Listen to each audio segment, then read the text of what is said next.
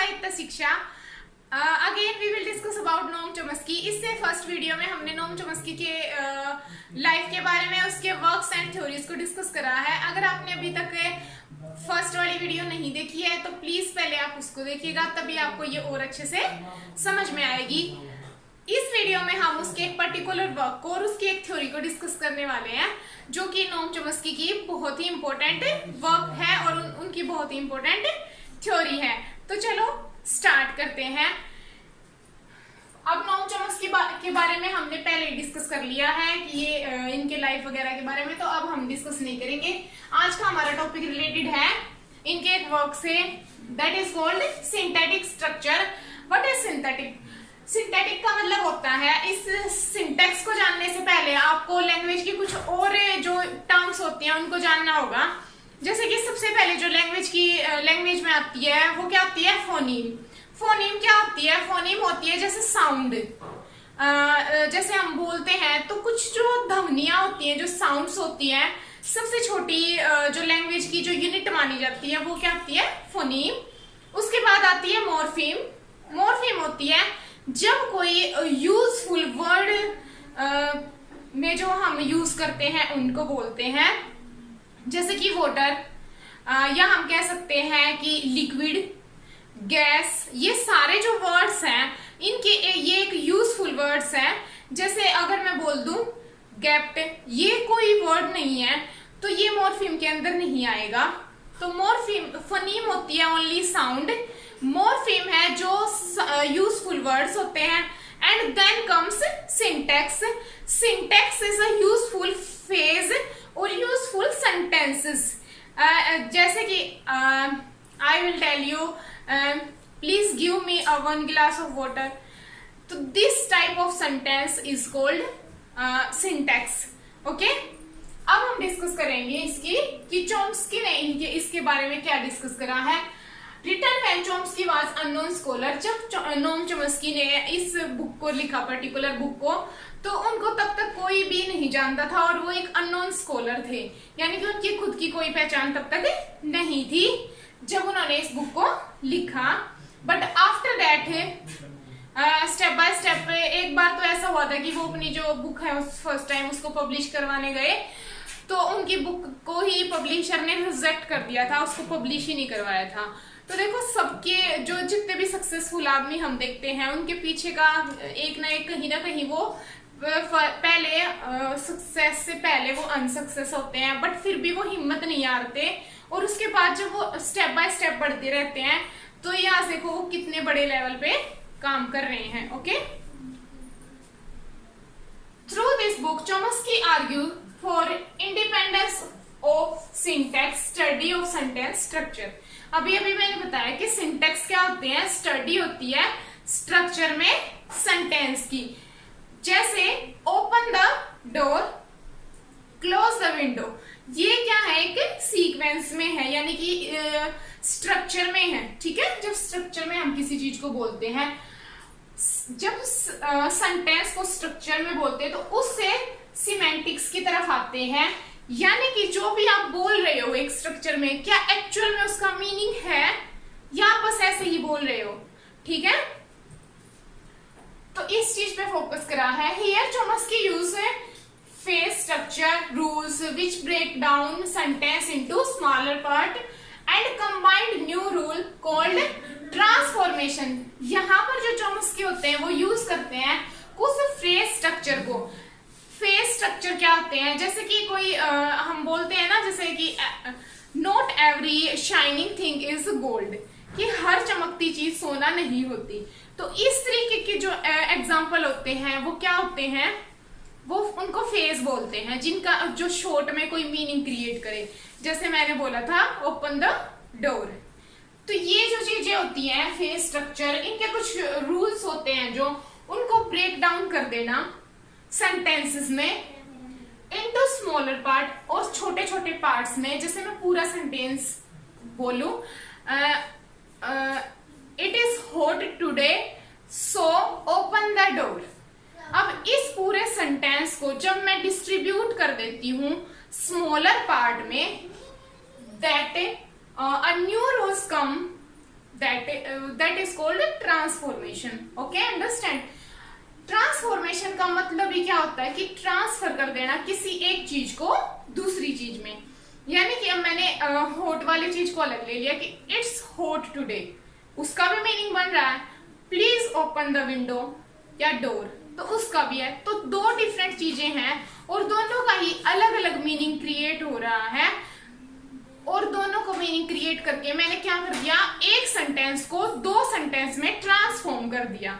Okay, understand. Next, synthetic structure had a major impact on study of knowledge, mind and mental process. जो synthetic structure है उसका सबसे ज्यादा impact study की किस चीज में होता है, हमारी नॉलेज कैसी है, कि क्या जो हम बोल रहे हैं या सुन रहे हैं क्या वो हम अंडरस्टैंड भी कर पा रहे हैं. सेकंड है कि माइंड उन चीजों को एक्सेप्ट कर रहा है या समझ पा रहा है कि नहीं. And third is mental process, कि जिस दौरान हमें वो बातें बोली जा रही है या समझाई जा रही, उस दौरान हमारी मेंटल जो प्रोसेसिंग हो रही है वो कैसी है. कभी कभी कैसा होता है कि कोई हमें बोल रहा होता है और हम कहीं और ही गुम होते हैं. तो उन चीजों पर जो सिंथेटिक स्ट्रक्चर है वो मेनली डिपेंड करता है. Okay, He tries to construct a formalized theory of linguistic structure. वो कोशिश करता है बनाने की एक फॉर्मल थ्योरी लिंग्विस्टिक स्ट्रक्चर की. अब लिंग्विस्टिक क्या होता है, लिंग्विस्टिक एक थ्योरी होती है लैंग्वेज की जिसमें हम उसके रूल्स के बारे में सीखते हैं कि बोलना कैसे है, स्पीक या स्ट्रक्चर. ओके, अब देखो जो ये थ्योरी थी, जैसे हमें कुछ पता लगता है या हम कुछ क्रिएट करते हैं, मान लिया अपनी बुक लिखनी है या कोई लेक्चर भी तैयार करना, तो पहले हमें किसी चीज से कोई आइडिया लेना पड़ता है, उसके बाद ही हम कोई चीज कर पाते हैं. तो जो नोम चॉम्स्की थे उनको ये आइडिया कहाँ से आया कि उन्होंने इसके ऊपर इतना डीपली अंडरस्टैंड करा और वो इतने ज्यादा फेमस हुए. तो उनको ये आइडिया कहाँ से आया उसके बारे में जानते हैं. How Chomsky know this theory. 1947 में वो जेलिक हैरिस नाम के एक जो स्कॉलर थे जो लिंग्विस्टिक डिपार्टमेंट में ही कॉलेज के अंदर काम करते थे, ठीक है, तो वो उनसे मिले चॉम्स्की. एंड उन्होंने जो हैरिस थे उन्होंने चॉम्स्की को अपनी एक बुक रीड करने के लिए दी. उस बुक का नाम था method in structural linguistic. Okay, तो जब नोम चॉम्स्की ने उसके बारे में रीड करा तो वहां से नोम चॉम्स्की के जो माइंड था उसमें आइडियाज क्रिएट हुए लिंग्विस्टिक के बारे में और उन्होंने अपनी यूनिवर्सल लेवल पे थ्योरियां क्रिएट करी. Okay, Noam Chomsky talk about the goal of a synthetic structure. तो वो अपना गोल बताते हैं कि सिंथेटिक जो स्ट्रक्चर होता है एक्चुअल में उसका गोल क्या होता है, वो क्यों होता है. अगर आज हम उसको पढ़ रहे हैं तो हमें किस पॉइंट ऑफ व्यू से उसको देखना है, किस तरीके से हमें पढ़ना है. ओके, तो वो था साउंड होनी चाहिए, यानी कि फनीम्स, मॉर्फीम्स, वो सारी चीजें इंक्लूड होनी चाहिए. Sound, words. अब आपको समझ में आ रहा है कि इंट्रोडक्शन में मैंने वो चीजें क्यों बताई थी. Sound, words, sentence, structure.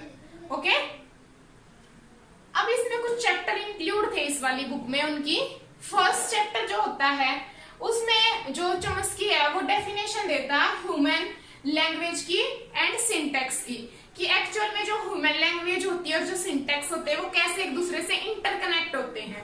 Okay, in second chapter का सबसे पहले तो जो चैप्टरों के नेम है उनके टाइटल आपको लर्न करने हैं, याद रखने हैं. उसका टाइटल था the independence of grammar. Okay, यानी कि जब भी हम ग्रामर को यूज करें तो उसको बाउंड ना करें, हर चीज में ये ना देखें कि इसका क्या मतलब है, हैज गलत तो नहीं लग गया है, तो उसको थोड़ा सा इंडिपेंडेंस दे. Okay, in third chapter an elementary linguistic theory.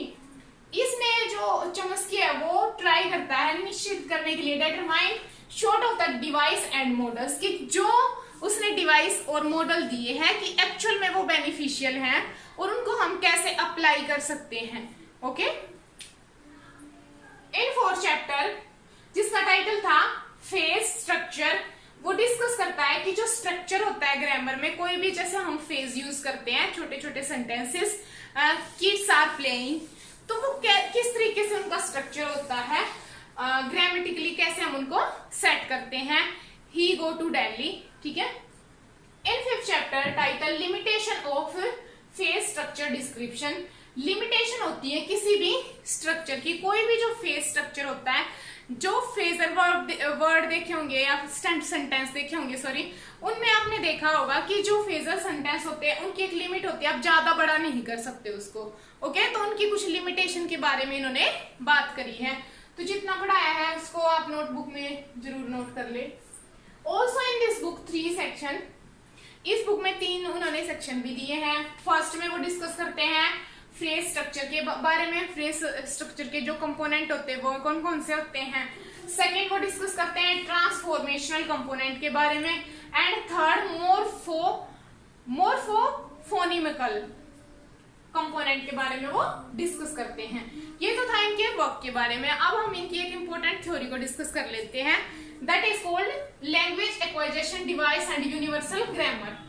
जो लैंग्वेज एक्विजिशन डिवाइस है उसको हम एलएडी बोलेंगे। अब जो चॉम्स्की था उससे पहले जितने भी जो राइटर आए हैं उन्होंने क्या बोला है कि उन्होंने बोला कि किड्स जो बच्चे होते हैं या जो ह्यूमन बींग्स होते हैं वो जैसे जैसे एनवायरनमेंट को देखते हैं यानी कि सोशली सीखते हैं। जैसे जो अल्बर्ट बंडूरा थे या और जितने भी राइटर आए हैं, फिलोसफी आए हैं, उन्होंने जितने भी थ्योरीज दी है वो यही बोल रहा है कि मतलब बच्चे अपने एनवायरनमेंट से सीखते हैं। बट चॉम्स्की ने कहा कि वो मतलब जब पैदा होते हैं तभी उनकी एक अंडरस्टैंडिंग लेवल होता है और उनको एक्चुअल में पता होता है कि हमें क्या करना है। ओके, तो वो कुछ बाहरी एनवायरनमेंट से नहीं सीखते, वो एक ऐसी कैपेबिलिटी के साथ ही बोर्न होते हैं जो उनके माइंड में पहले से ही फिट होती है। Okay, that is called LED. अब देखो, it is a mental capacity which enable an infant to acquire and produce language। ये एक ऐसी मेंटल कैपेसिटी होती है किसी भी बच्चे के अंदर जो इन्फेंट यानी कि जब वो पैदा होता तब से ही होती है, to acquire and produce language, जो उसको हेल्प करती है लैंग्वेज को एक्वायर करने में, लेने में, एंड लैंग्वेज को जब वो बोलता है प्रोड्यूस करने में जो हेल्प करती है वो हमारी सराउंडिंग नहीं बल्कि बच्चे के अंदर पहले से ही कुछ मेमोरी होती है फिट जो उसकी मदद करती है। और चॉम्स्की ने कहा है कि जो ये एलईडी है ये हमारे लेफ्ट ब्रेन में होती है। ओके, इमेजिनरी कहा है, ऐसा नहीं कि मतलब आप ऑपरेशन करवाने लग जाओ कि एक्चुअल में हमारे ब्रेन में होती है, ऐसा कुछ नहीं, बस वो इमेजिनरी माना है। इसीलिए इस थ्योरी को कई जो है उन्होंने क्रिटिसाइज भी करा है इस चीज को लेकर। Okay, Chomsky says human are born with the instant or innate facility for acquiring language. अब वो क्या कहते हैं कि ह्यूमन ऑलरेडी जब ये बात मैंने वैसे बताई दी है कि उनके जो लैंग्वेज एक्वायर करते हैं वो पहले से उनके अंदर एबिलिटी होती है। They only need to learn new words, उनको बस सीखने होते हैं कुछ new words, as they can then apply the rules of grammar, ताकि वो उनको ग्रामर्स के रूल में अप्लाई कर सकें। ओके, फ्रॉम एलईडी के थ्रू टू फॉर्म सेंटेंसेस, और एलईडी ही ऐसा है जिससे कि वो सेंटेंसेस को फॉर्म करते हैं। Okay, the role of LED is to encode the major skill involve in language learning. अब जो रोल होता है एलईडी का वो क्या होता है कि एनकोड कराना हमारे अंदर। डिकोड का मतलब होता है कि जब हम दूसरों को कुछ बता रहे हैं, एनकोड मतलब जब हम खुद कुछ सीख रहे हैं। ओके, तो जो मेजर स्किल है लैंग्वेज लर्निंग से रिलेटेड, एलईडी का मेन क्या है रोल कि वो हमें उन चीजों से अवेयर कराता है। ओके, वो हेल्प करता है उन चीजों को सीखने में। अब यूनिवर्सल ग्रामर के ऊपर उनका क्या कहना है कि grammar is a vital skill needed for children to learn. Grammar एक ऐसी स्किल है जो 7 साल तक बच्चे को सीख लेनी चाहिए, और ये विटल मतलब होता है इंपॉर्टेंट स्किल है जो बच्चों को अंडरस्टैंडिंग यानी कि आनी ही चाहिए। उनकी नेक्स्ट थ्योरी थी मिनिमलिस्टिक प्रोग्राम। इसमें क्या होता है, मिनिमलिस्टिक प्रोग्राम ये उनकी एक बुक थी जो 1961 में आई थी, और इसका जो ये मिनिमलिस्टिक जो थ्योरी भी बनी बाद में, और इसका मेन पर्पस क्या होता है, इसका गोल था understand the nature of language, language के नेचर को अंडरस्टैंड करना। And Chomsky proposed a distance between I language and e learning. उन्होंने एक डिफरेंस बताया है कि जो आई लर्निंग होती है और ई लर्निंग होती है उन दोनों के बीच में। What is I learning and what is e learning? I language language means internal language जो हमारे अंदर ऑलरेडी होती है, and E language means external जो हम दूसरों से सीखते हैं। अब जो आई लर्निंग है वो कैसे काम करती है? आई learning is a mentally represent by linguistic knowledge. Okay, जब हमारी मेंटली जो नॉलेज है, लिंग्विस्टिक नॉलेज वो काम करती है, उस पे बेस होती है। एंड एक्सटर्नल जो नॉलेज होती है वो किस पे बेस होती है? By language of behaviour, body movement, okay, जैसे गेस्चर, ये सबसे क्या होती है? एक्सटर्नल, यानी कि ई जो लैंग्वेज होती है वो कनेक्ट होती है। तो आई होप कि ये सब आपको क्लियर हो गया होगा। फिर भी अगर कोई डाउट है तो कमेंट सेक्शन में बताएं, और वीडियो अच्छी लगी है तो लाइक शेयर एंड सब्सक्राइब करें। तो इसके बारे में अभी कुछ और पॉइंट रहते हैं जो हम नेक्स्ट वीडियो में डिस्कस करेंगे। तो इस वीडियो में इतना ही। हंसते रहे, मुस्कुराते रहे, आसपास सफाई रखें। तो बाय फ्रेंड्स, थैंक यू।